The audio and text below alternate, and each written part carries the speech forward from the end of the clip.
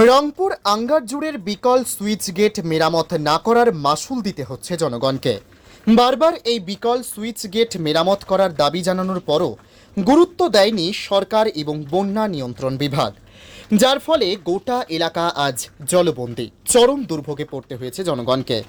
সরকারের এই হীন মানসিকতায় আজ সরব হয়েছে বিডিএফ। বরাক ডেমোক্রেটিক ফ্রন্টের রংপুর শাখার কর্মকর্তারা সরকার এবং প্রশাসনের নিষ্ক্রিয় ভূমিকার কঠোর সমালোচনা করেন। তারা চরম হুঁশিয়ারি দিয়ে বলেন, সরকার যদি এই বিকল সুইচ গেট মেরামত করে জনগণকে বন্যার দুর্ভোগ থেকে অব্যাহতি না দেয়, তাহলে আগামীতে বৃহত্তর আন্দোলন গড়ে তোলা হবে। এমনকি 2026-এর নির্বাচনে এই সরকারকে রাজ্য থেকে বিদায় দেওয়া হবে। বরাক ডেমোক্রেটিক ফ্রন্টের তরফ থেকে 7/6/2024 একটা মেমোরেন্ডাম দেওয়া হয়েছিল মাননীয় ডিসি মহাশয়ের কাছে। আজকে আমরা ডিসি মহাশয় আমরা এটা যথাযথ সাড়া দিয়া ডিডিএমের কাছে পাঠানো হয়েছে। ডিডিএম থেকে আমরা যে খবর পাইলাম যে ওরা ওয়াটার রিসোর্স ডিপার্টমেন্টে পাঠানিয়েছে। ওয়াটার রিসোর্স ডিপার্টমেন্টে আওয়ার পরে আজকে আমরা দেখতে পাই যে এই কাজগুলা আমাদের বিধায়ক বলে কাজ করছে। আমরা একদিন সাক্ষাৎকার হয়েছিল মাননীয় বিধায়কের কাছে উদারবন্দে, তো উনি বলছিলেন যে আমরা এদিকের কাজ সম্পূর্ণ করে দিয়েছি, শিমুলতলা এন্ট্রি বাঁধের কাজ, সুইচ গেটের কাজ সম্পূর্ণ করছি। আজকে আমরা এত দুঃখের সঙ্গে কইতে লাগে যে তাইনে করার পরে তাইনে কাজ করে লেগেছে, তাইনে নিজের শক্তি দেখিয়া যাক আজকে কী ধরনের কাজ করছে। আজকে সুইচ গেট থেকে অনবরত জল ভিতরে প্রবেশ করে। আজকে এই প্রবেশের কারণে মোটামুটি রংপুরের 15,000 মানুষ গৃহহীন হয়ে বাঁধের উপরে আশ্রয় আছে।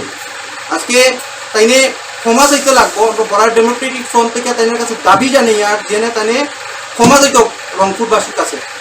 তাইনে এই এতটুকু কাজ করতে পারছেন না, তাইনে একজন বিধায়ক হইয়া যে সুইচ গেটের প্লেটটা লাগাইতে পারছেন না। আজকে যদি মানুষের বাড়ির যদি ওয়াল যদি ভাঙে, নিজের পকেটের পয়সা দিয়া ওয়াল লাগানি হয়। আজকে একটা ওয়াল ভাঙছে, ওয়ালটারে রিপেয়ারিং করা তো দূরের কথা, রিপেয়ারিং না করিও যদি প্লেটটা লাগানোর যদি ব্যবস্থা করতে হয়, তো আজকে আমরা 15,000 মানুষের এই অসুবিধাটা হয় না। আজকে তাইনে ক্ষমা চাইতে লাগবো, রংপুরবাসীর কাছে ক্ষমা চাইতে লাগবোই তাইনে। আর যদি না চায় তাইনে বিধায়ক পদ থেকে ইস্তফা দো। আমরা দাবি বিধায়ক পদ থেকে ইস্তফা দো। তাইনে এই সাধারণ কাজটা তাইনে করতে পারছো না। এবং কাজের মধ্যে যে কত 2 নম্বরই করছে, দেখুন কত 2 নম্বরই করছে। আমার কাছে ফুল এভিডেন্স আছে এই ধরনের কাজ করছে। তাই এই জায়গাটার মধ্যে গত 2022 প্লাটের মধ্যে এই জায়গাটার মধ্যে যে কাজ হয়েছিল, এই কাজের উপরে ঠিক আধা গাড়ি মাটি ফালাইয়া তাই কাজ সম্পূর্ণ করে নিয়েছিল।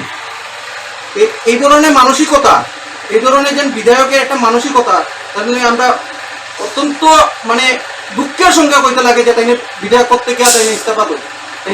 তাইনে এই পদে থাকা তাইনে যোগ্য না। তাইনে ইতিমধ্যে তাইনে পদত্যাগ করুক। আর আমরা মাননীয় মুখ্যমন্ত্রী হিমন্ত বিশ্ব শর্মার দৃষ্টি আকর্ষণ করিয়া যে তাইনে যেন এই জায়গার যে কাজটা আছে অতি সত্বর তাইনে স্যাংশন করিয়া দেয়, আমরা এই সমস্যা থেকে সুরাহা করিয়া দেয়।